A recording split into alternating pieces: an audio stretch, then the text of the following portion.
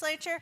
Tonight's public hearing is being held in accordance with the governing law. Speakers who wish to participate must provide their name, municipality of residence, whether they represent or speak on behalf of an entity, and the topic on which they wish to speak. Tonight's hearing is only for the subject matter addressed on the agenda. If you want to address any topics not included on the agenda, you may do so at our public forum before our monthly meeting or through written statements provided either through electronic or regular mail.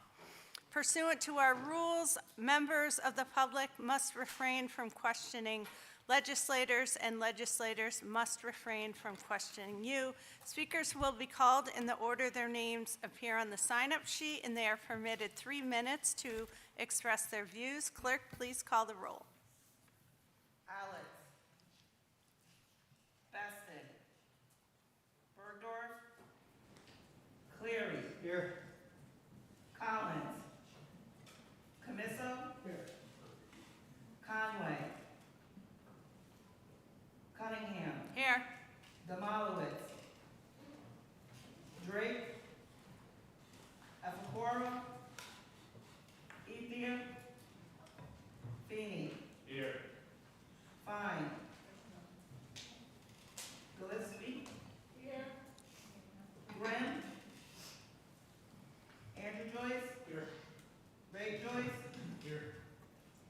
Coon. Here. Lane. Here. LaRoyer. Here. Lakakis. Here. Lockhart. Moriello. Mayo. Here. McLaughlin. Here.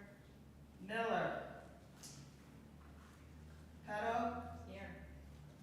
Hurley. Plosky. Here. Reedy. Here. Reinhardt. Ricard. Present. Robinson. Here. Lozano. Here. Simpson. Here. Smith. Whalen. Here. Willingham. 21 present. Clerk, please read the first, please read Resolution 374. Resolved by the County Legislature of the County of Albany that a public hearing on proposed local law number G for 2025, a local law designating the development of affordable housing as a governmental and public purpose of the County of Albany, New York, to be held by the Albany County Legislature at 7 p.m. on Tuesday, October 28, 2025, with participation information to be made available on the Albany County website, and the clerk of the county legislature is directed to cause notice of such hearing to be published containing the necessary information in accordance with the applicable provisions of law. Affidavits of publication are on file in the clerk's office. Clerk, please read the first name. There are no speakers. Is there anyone else who in the chamber wishes to speak on Resolution 374? Hearing none, the public hearing is now closed. Clerk, please read Resolution 408. Resolved that the Albany County Legislature will hold a public hearing on the 2026 tentative annual budget with participation instructions available on the Albany County Legislature website at 7 p.m. on Tuesday, October 28, 2025, and the clerk of the legislature is directed to cause notice of such hearing to be published containing the necessary information in accordance with applicable provisions of the charter. Affidavits of publication are on file in the clerk's office. Clerk, please read the first name. Stephen Chiza.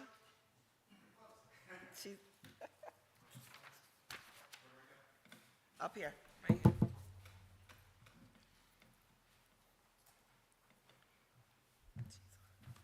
Chiza. So good evening, Chair and members of the legislature. I'm going to read a prepared statement I have. My name is Stefan Chiza, and I'm speaking tonight as a county resident who has reviewed the budget and the capital program. I live in the Pine Hills neighborhood at 570 Providence Street. When thinking of the big picture, this year's budget totals $902 million and is presented as the county's 12th consecutive balanced budget, a record that the county should be very proud of. One item that stands out to me, particularly in the executive message and the capital program, we see that the county now operates a very large real estate portfolio. That includes the St. Rose campus, Central Warehouse, Ann Lee Home, Heritage Park, AI Tech Steel Site, and the South End Grocery. This seems to be a consolidation. This seems not to be a consolidation, but an expansion of properties.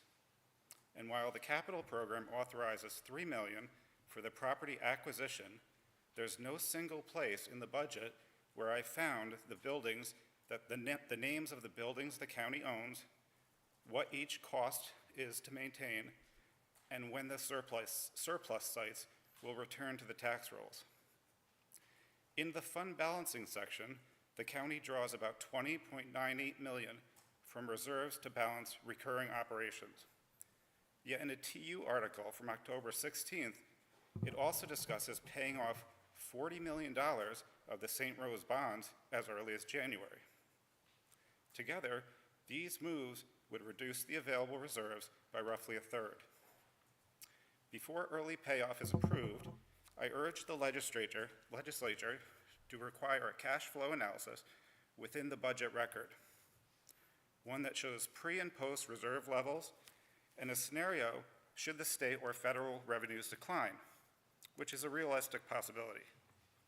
If the payoff truly strengthens our position, that analysis will prove it. If not, it may prevent an avoidable liquidity strain. The capital program section includes language about property acquisition, new facilities, and building upgrades, but no street-level addresses are provided. Given that multiple departments have already transitioned to St. Rose, it is incumbent on the county to provide the taxpayers with a comprehensive accounting of the properties supported by federal funds. These omissions don't reflect malice, they reflect a document that hasn't kept pace with the county's expanding footprint. 30 seconds. Fixing that will strengthen confidence later. I respectfully ask for three things: a public property inventory listing every county parcel and purchase cost and maintenance cost, an address-level capital report showing relocation and upgrade dollars, where they are spent, and a cash flow analysis before any early debt is paid off. Thank you for your time and ensuring the budget accurately reflects transparency as well as balance. Virginia Hammer.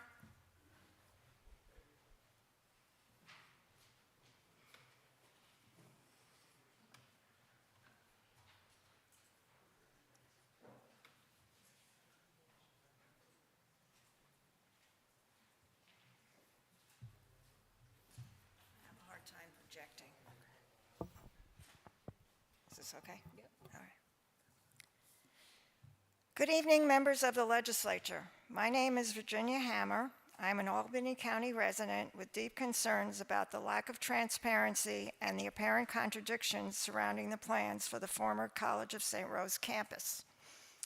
The budget document is supposed to provide a clear fiscal roadmap, but in this case, we don't have all the details. It's the details we simply do not have and what we need.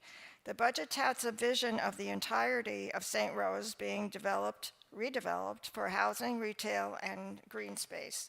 A bold, lively vision that promises to put much of that property back on the tax rolls. Yet, in the very same section, the budget claims that the campus has already become home to several county buildings. Legislators, you must ask, how can the entirety of the campus be redeveloped and returned to the tax rolls if the county is simultaneously planning to use it as the new permanent home? This brings me to the core fiscal questions that remain unanswered. First, what is the plan and the cost? Where in this budget is the money to purchase the buildings? I see $3 million authorized for property acquisition in 2025, but no further details. The county executive has stated his goal to pay off Pine Hills Land Authority debt by January, yet the budget shows over $2.5 million budgeted for that very debt service in 2026. Which plan is the true plan, and when will the public and the legislature see the full financial picture, including the renovation costs to make those buildings suitable for county staff? Second, what is the true benefit to taxpayers? Why is the county seeking to acquire valuable marketable buildings that could be sold to private developers and immediately start generating tax income? By moving county departments into the St. Rose property, we are ensuring those parcels remain perpetually tax exempt. Is this truly the most suitable and financially prudent plan? Third, what happens to our current county buildings? If we vacate our buildings in downtown Albany and the South End, what is the immediate plan for them? We cannot allow these valuable civic assets to sit vacant, vulnerable to vandalism, and detrimental to the surrounding communities and businesses that rely on them. With potential federal budget cuts looming, this is not the time for the county to spend heavily on purchasing or innovating and moving agencies. These funds could be used to support 30 direct seconds. services for Albany County residents. Legislators, it is your due diligence to seek clarification. I urge you to ask the hard questions. What are the details, the total costs, and the true long-term impact on our tax rolls and communities? Thank you very much. John Wallner.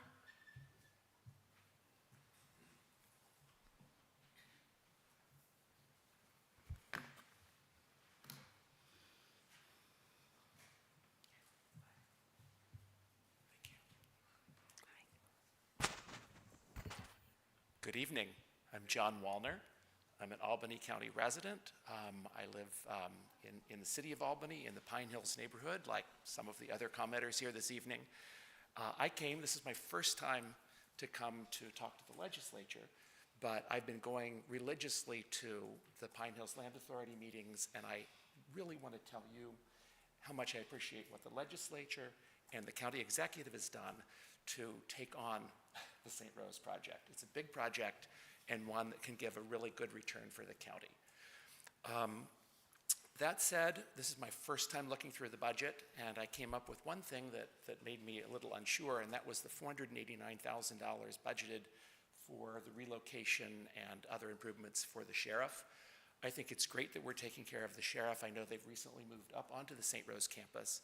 I was kind of surprised that they moved, though, into the buildings on the south of Madison part of the campus that were kind of part of a development I thought the county executive was pursuing for either a movie production business or a music production business or a video game business, some anchor tenant that could bring commercial business back there.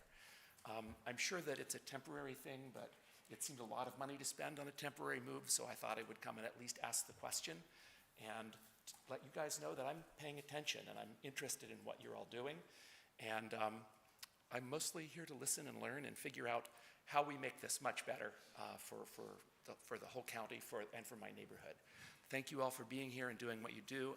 I know that you've put a lot of time into this budget over the last few weeks, and I appreciate it all. Thank you so much. There are no more speakers. Is there anyone else in the chamber who wishes to speak on Resolution 408? Hearing none, the public hearing is now closed. Can I ask for a motion to adjourn?